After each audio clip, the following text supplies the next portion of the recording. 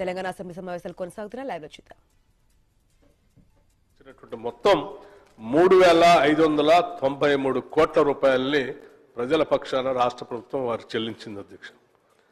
ఈ అర్హులైన మహిళా దరఖాస్తుదారులందరికీ ఈ పథకాన్ని వర్తింప చేయడం అయింది అధ్యక్ష. అంటే ఆ కుటుంబాలకి అధ్యక్ష, ఇది ఈ రాష్ట్రంలో రాష్ట్ర ప్రభుత్వం ప్రజల పక్షాన మేము ఇచ్చినటువంటి హామీలు కట్టుబడి ప్రజల కోసం నిత్యం తప్పిస్తూ వారికి ఉచిత కరెంట్ ఇస్తూ ఇన్ని వేల కోట్ల రూపాయలు వాళ్ళ కుటుంబాలకు ఆదా చేస్తూ ఈ ఆదా చేసినటువంటి 3,593 కోట్ల రూపాయలు వాళ్ళ కుటుంబాలు ఎదగటానికి, వాళ్ళ పిల్లలు చదివించుకోవటానికి, వాళ్ళు ఆర్థికంగా నిలదొక్కుకోవటానికి ఉపయోగపడినందుకు ఈ రాష్ట్ర ప్రభుత్వం ఈరోజు చాలా సంతోషిస్తూ ఉంది అధ్యక్ష. ఇప్పటివరకే కాదు, భవిష్యత్తులో కూడా మేము ఈ పథకాన్ని కొనసాగిస్తాం. 200 యూనిట్లు ఉచితంగా రాష్ట్ర ప్రజలకు మేము ఇచ్చినటువంటి మాట ప్రకారం ఇస్తూ ఉంటాం.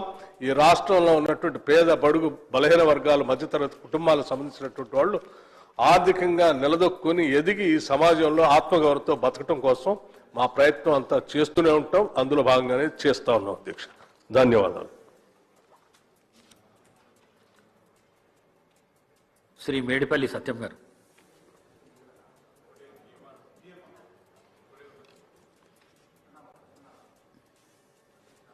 శ్రీ జి మసూదన్ రెడ్డి గారు. ధన్యవాదాలు అధ్యక్ష.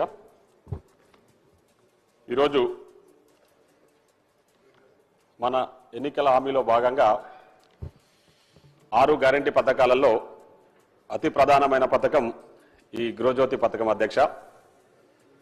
దాన్ని ఎంతో ప్రతిష్టాత్మకంగా మన ప్రభుత్వం అమలు చేస్తున్నందుకు నా నియోజకవర్గ ప్రజల తరపున గౌరవ మంత్రి గారికి, గౌరవ ముఖ్యమంత్రి గారికి నేను ప్రత్యేకంగా ధన్యవాదాలు తెలియజేస్తా ఉన్నా.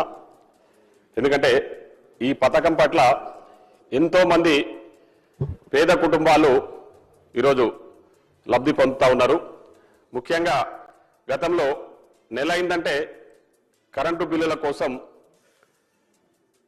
ఇండ్ల చుట్టూ తిరిగితే ముఖ్యంగా ఇంట్లో ఉన్న మహిళలు ఎక్కడ కరెంటు కట్టేస్తారు అనే ఆలోచనతోన భయపడేవాళ్ళు. ఎక్కడో అప్పు తీసుకొచ్చైనా కరెంటు బిల్లులు కట్టే పరిస్థితి. కరెంటు బిల్లులు కట్టకపోతే ఎంబడే డిస్కనెక్ట్ చేయడం వల్ల వాళ్లకు ఎన్నో ఇబ్బందులు ఎదుర్కొన్న పరిస్థితులు మనం గతంలో చూసినాం. ఈరోజు అదే కాకుండా ఇన్ టైంలో కట్టకపోతే వాళ్లకు పెనాల్టీలు వేసిన సందర్భాలు కూడా గత ప్రభుత్వంలో మనం చూసినాం అధ్యక్ష.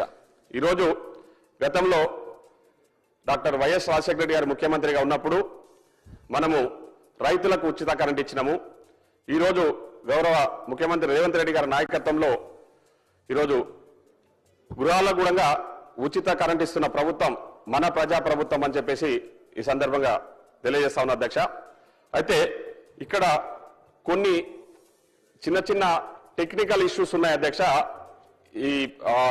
అంటే ఈ జీరో బిల్లు ఇంప్లిమెంటేషన్లో ఇన్ఫాక్ట్ మనము ఆ రోజు ప్రజాపాలనలో భాగంగా ఈ జీరో బిల్లుకు సంబంధించి ప్రజాపాలనలో దరఖాస్తులు స్వీకరించడం జరిగింది అధ్యక్ష.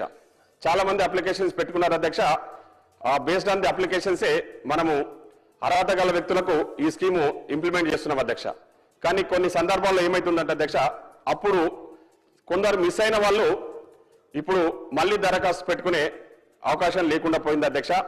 దాన్ని మీ ద్వారా గౌరవ మంత్రి గారిని రిక్వెస్ట్ చేస్తా ఉన్నా, ఎవరైనా నిజంగా అర్హత గల వ్యక్తులు మిస్ అయి ఉంటే వాళ్ళకు అవకాశం కల్పించాలని కోరుతా ఉన్నా. అదేవిధంగా అధ్యక్ష, కొందరు ఆ రోజు ఒకే కుటుంబంలో అంటే ఉమ్మడి కుటుంబంలో ఉన్న వ్యక్తులు ఆ రోజు ఒకే కుటుంబం కింద జీరో బిల్ వచ్చింది అధ్యక్ష. తదనంతరం వాళ్ళు వేరుపడ్డ తర్వాత వాళ్లకు మనము ఎంతో ప్రతిష్టాత్మకంగా చేపట్టిన రేషన్ కార్డ్స్ కూడా సపరేట్ అందజేయడం జరిగింది. ఆ రేషన్ కార్డు సపరేట్ వచ్చిన వాళ్ళకి మళ్ళీ సపరేట్ అంటే వాళ్ళు వేరే గృహంలో ఉంటూ సపరేట్ రేషన్ కార్డు తీసుకున్న వాళ్లకు అవకాశం కల్పించడానికి ఈరోజు మనము అవకాశం ఇవ్వాలని చెప్పేసి మీ ద్వారా గౌరవ మంత్రి గారిని కోరుతా ఉన్న అధ్యక్ష. అదేవిధంగా కొందరు గతంలో కిరాయిలో ఉన్నప్పుడు వాళ్ళకి జీరో బిల్ వచ్చినాయి అధ్యక్ష. తర్వాత వాళ్ళు సొంత ఇంటికి మారినప్పుడు వాళ్ళు అప్లికేషన్ పెట్టుకుంటే ఒక 6 months టైం తీసుకొని ప్రాసెస్ చేయడానికి టైం తీసుకుంటా ఉన్నారు అధ్యక్ష. దాన్ని మీ ద్వారా గౌరవ మంత్రి గారిని కోరుతా ఉన్నది ఏంటంటే ఇమీడియట్లీ అంటే మనము 6 months వెయిట్ చేసేదానికంటే ఇమీడియట్లీ వాళ్ళకు ఈ జీరో బిల్లు కొత్త ఇంటికి పోయినప్పుడే ఆ అప్లికేషన్స్ కూడా స్పీడప్ చేసి త్వరితగతిన వాళ్లకు కన్సిడర్ చేసి మళ్ళీ జీరో బిల్లు వర్తించే విధంగా చేయాలని చెప్పేసి నేను మీ ద్వారా కోరుతా ఉన్నా అధ్యక్ష. అదేవిధంగా ఇంకొక సమస్య అధ్యక్ష, ఒక సందర్భంలో ఈరోజు ఈ నెలకు 200 యూనిట్లు వస్తే next month more than 200 units వస్తే బిల్లు వస్తా ఉంది అధ్యక్ష. మళ్ళీ ఆ నెక్స్ట్ మంత్ మళ్ళీ 200 యూనిట్స్ వస్తే దానికి జీరో బిల్లు రావడం లేదని చాలా మంది కొందరు లబ్ధిదారులు కంప్లైంట్ చేస్తా ఉన్నారు అధ్యక్ష. ఇవన్నీ కూడా చిన్న చిన్న టెక్నికల్ ఇష్యూస్, కానీ దానివల్ల సామాన్యులు ఇబ్బంది పడతా ఉన్నారు కాబట్టి వారిని ఈ టెక్నికల్ ఇష్యూస్ అన్ని కూడా రిజాల్వ్ చేయాల్సిందిగా మీ ద్వారా గౌరవ మంత్రి గారిని కోరుతా ఉన్న అధ్యక్ష. ముఖ్యంగా నిజంగా చెప్పాలంటే నా నియోజకవర్గానికి సంబంధించి